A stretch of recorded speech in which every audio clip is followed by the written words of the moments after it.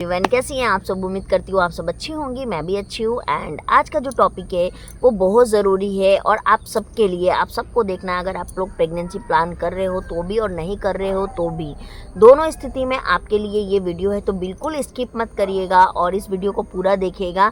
और लास्ट में मैं जो मेडिसिन वेदास केयर की ले रही हूँ उसका भी मैं आज पूरा 1 मंथ मुझे हो गया उसको लेते हुए, तो मैं उसकी भी रिव्यू करने वाली हूँ।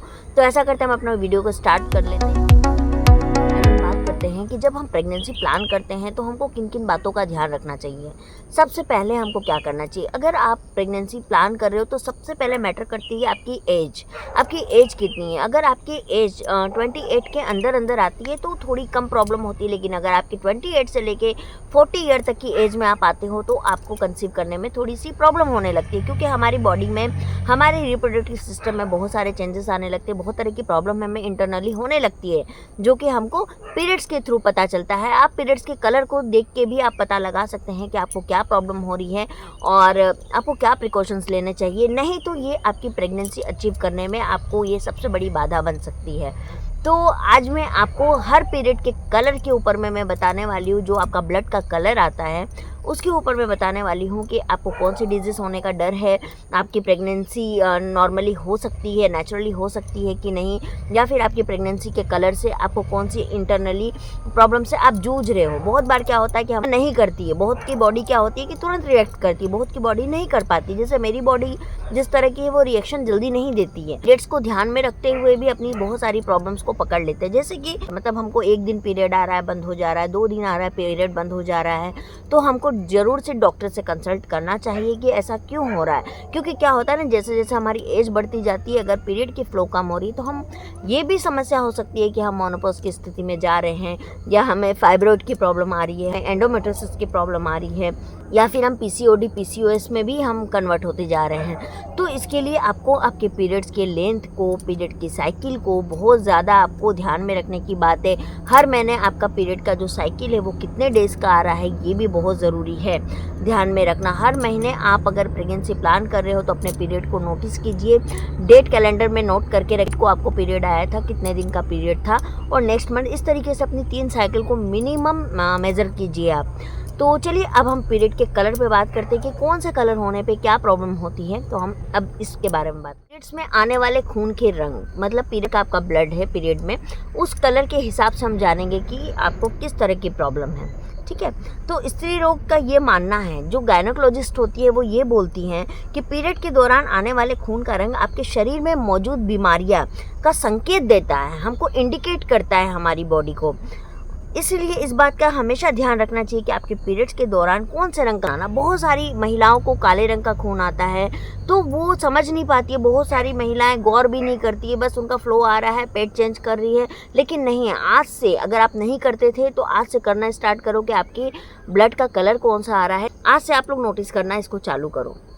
जैसे काले रंग का खून आना, पहला पीरियड के दौरान काले रंग का खून आना एक सीरियस प्रॉब्लम की तरफ इशारा करता है, जिसमें कि फाइब्रॉइड्स, एंडोमेट्रियोसिस जैसी बीमारी अगर आपको है तो आपको काले रंग का खून आ सकता है। पीरियड के समय ऐसा होने की वजह से आपको बहुत दर्द और तकलीफ हो सकती है। अगर आपको बहुत पेन हो रहा है, आपको नीचे की तरफ में यूट्रस से थोड़ा ऊपर की साइड में आपको पेन हो रहा है, आप बहुत ज़्यादा, आपको पहले ऐसा नहीं होता था बट इस बार हो रहा है, तो आप इसको बिल्कुल भी इग्नोर मत कीजिएगा। ये इग्नोर करने वाली प्रॉब्लम बिल्कुल भी नहीं। एंडोमेट्रियोसिस काम करने वाली महिलाओं से जुड़ी एक समस्या है। इस स्थिति में यूट्रस के अंदर रहने वाली एंडोमेट्रिक कोशिकाएं यूट्रस के बाहर बनने लगती है, जिसकी वजह से बहुत तेज़ दर्द होता है। और इसका सबसे पहला लक्षण है कि पीरियड और सेक्स के दौरान आपको तेज़ दर्द होगा। अगर आपको एंडोमेट्रियोसिस की प्रॉब्लम स्टार्ट हो रही है, आप लोग नोटिस कीजिएगा, तो आप जब इंटीमेट होते होंगे अपने पार्टनर के साथ में, या फिर आपको जब पीरियड्स आता होगा तो उस वक्त में आपके पेट में बहुत तेज़ दर्द होता होगा। ये इंडिकेशन है आपको एंडोमेट्रियोसिस का। लाल रंग का खून आना, अगर आपको पीरियड में लाल रंग का खून आता है तो ये किसकी तरफ इशारा करता है। पीरियड के दौरान खून के रंग का लाल होना बहुत अच्छी बात होती है। ये किसी भी खतरे का कोई भी संकेत नहीं है, बल्कि पीरियड के खून का लाल इस बात की ओर इशारा करता है कि आप पूरी तरह से स्वस्थ हैं और सेहतमंद है और कभी भी गर्भधारण कर सकती है। मतलब आपको कोई भी प्रॉब्लम नहीं है अगर आपका लाल कलर फ्लो है तो। लाल रंग का खून नए खून का प्रतीक होता है। कभी कभी हेवी ब्लीडिंग के बाद ये हल्के लाल रंग का भी हो जाता है, यानी पिंकिश कलर में भी हो सकता है। यह पीरियड के दूसरे दिन दिखाई देता है और यह मानना है कि यह रंग आमतौर पर उन्हें देखने मिलता है जिसकी पीरियड साइकिल लंबी होती है। अब आते गुलाबी रंग का खून होना।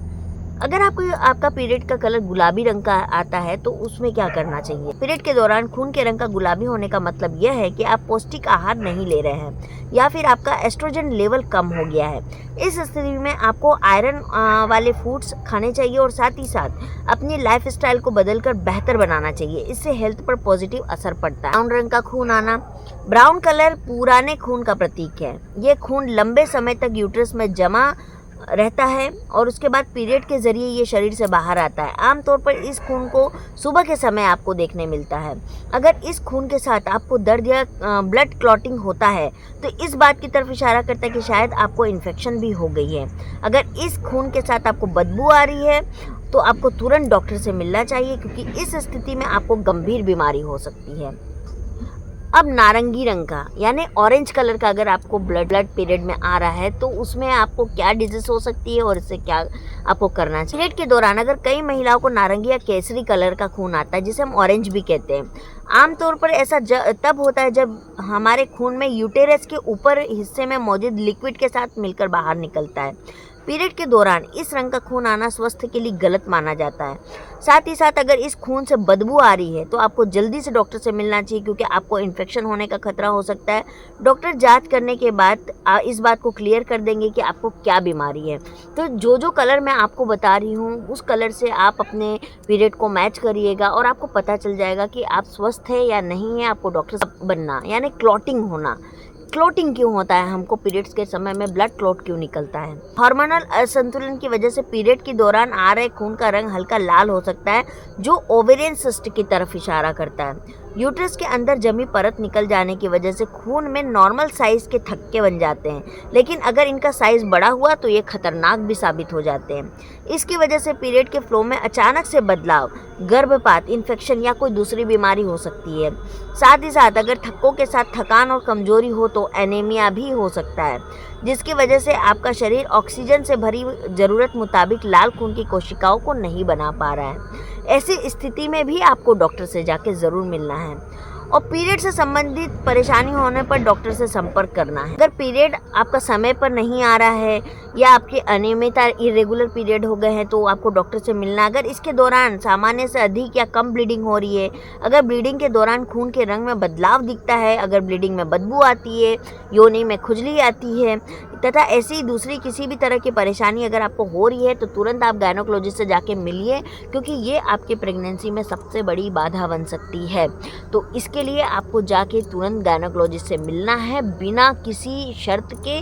आप जाके सबसे पहले अपने पीरियड्स को आप ठीक करिए, ये बहुत ज़रूरी है प्रेगनेंसी प्लान करने के लिए।